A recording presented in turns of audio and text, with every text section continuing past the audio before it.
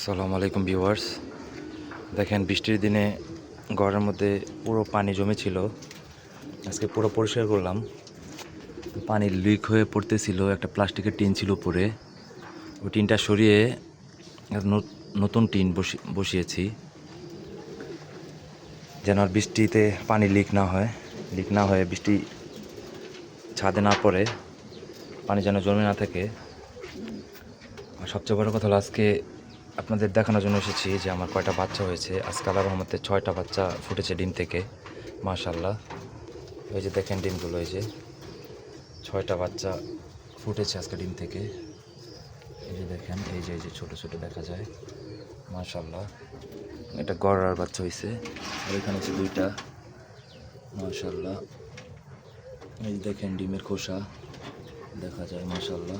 এটাতে 2টা ফুটেছে, তারপর এইটাতে ফুটেছে 2টা, মাশাআল্লাহ। ওই যে দেখেন ডিমের খোসা দেখা যায়।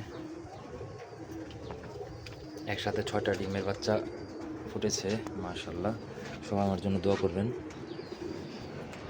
এটাও রিসেন্টলি ডিম দিবে, ওটার মধ্যে 2টা বাচ্চা আছে, মাশাআল্লাহ। আর এটা ডিমে বসেছে, এটাও ডিমে বসেছে। এটা ডিম ফুটবে 2-3 দিনের মধ্যে। এটাও ডিমে বসেছে, মাশাআল্লাহ।